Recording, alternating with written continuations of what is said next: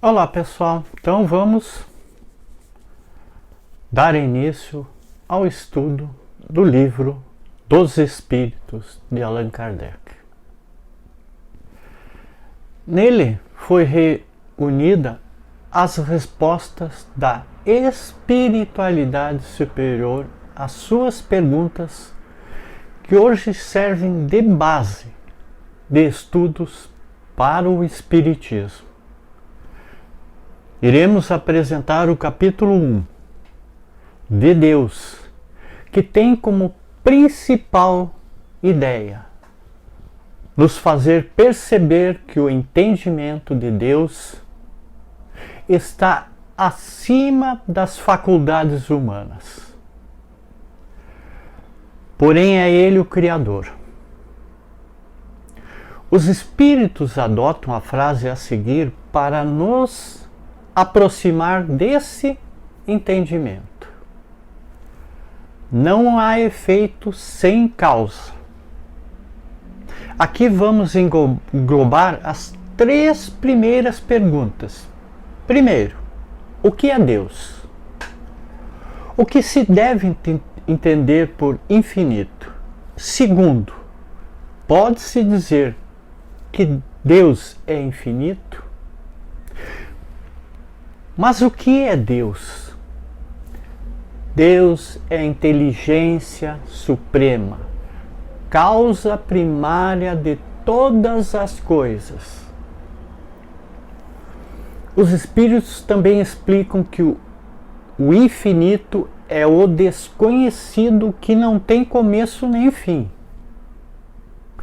mas que não pode se dizer que Deus é infinito, pois é pobreza da nossa linguagem, pois está acima de nós. Em algumas perguntas, Kardec procura saber sobre as propriedades primárias da matéria. E na pergunta de número 9, os Espíritos respondem mostrando que a existência de Deus é maior que os sentimentos inferiores dos seres humanos. Pela obra se reconhece o autor. Pois bem, vede a obra e procurai o autor. O orgulho é que gera a incredulidade.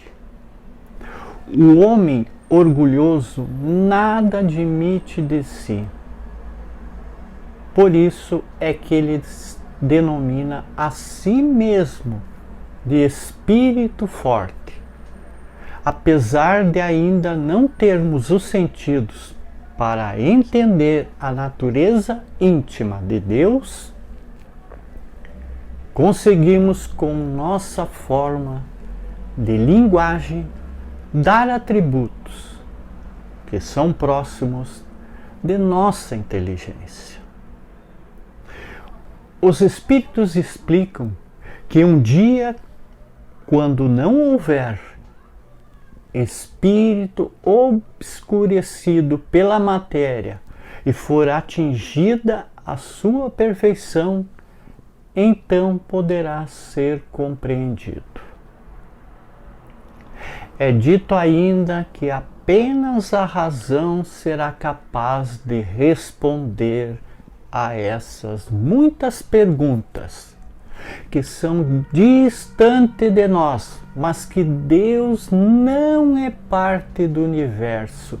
Assim seria Ele o efeito e não a causa, mas que o amadurecimento de nossa razão um dia vai nos ajudar com as respostas. E lembre-se, Deus é a fé, a esperança. Então acredite. A doutrina espírita rejeita a fé cega. Ela defende com argumentos a fé raciocinada, conduzindo as pessoas a não acreditarem simplesmente por acreditar, mas a saber por que acreditam em algo. A principal deles é defender a prova da existência de Deus. Tanto é o cuidado que não personificá-lo, que a primeira pergunta do Livro dos Espíritos, a expressão quem é Deus, foi substituída por que é Deus? E a resposta: inteligência suprema, causa primeira de todas as coisas. Argumenta que a prova da existência de Deus está no axioma: não há efeito sem causa. E o livro Obras Póstumas, em seu primeiro capítulo, ele exalta Deus numa profissão de fé espírita raciocinada, com muita propriedade. Justifica: vemos incessantemente uma multidão inumerável de efeitos, cuja causa está impossibilitada de reproduzi-los e mesmo de explicá-los. A causa está, pois, acima da humanidade. E esclarece esses efeitos de modo não se produzirem ao acaso, fortuitamente e sem ordem. Desde a organização do menor inseto e do maior grão até a lei que rege os mundos, circulando no espaço, tudo atesta um pensamento, uma combinação, uma previdência, uma solicitude que ultrapassa todas as concepções humanas. Essa causa é, pois, soberanamente inteligente. Para aprofundar o tema, Obras Póstumas, livro publicado após o desencarne, ou seja, a morte do codificador do Espiritismo, Allan Kardec, com textos escritos por ele durante aquela encarnação, sintetiza a definição de Deus como sendo um ser eterno, imutável, imaterial, único e onipotente, soberanamente justo e bom. Para não deixar os leitores perdidos num resumo vago, tem ainda a preocupação de mastigar cada item. Vejam só, Deus é eterno, porque se tivesse tido um começo, alguma coisa teria existido antes dele. Teria saído do nada. O bem teria sido criado, ele mesmo, por um ser anterior. Assim é que, de passo a passo, remontamos ao infinito na eternidade. Já a imutabilidade é entendida assim, porque se tivesse sujeito a mudanças, as leis que regem o universo, elas não teriam nenhuma estabilidade. Imaterial quer dizer que a sua natureza difere de tudo que chamamos matéria. De outro modo, estaria sujeito às flutuações e às transformações da matéria. e não seria imutável.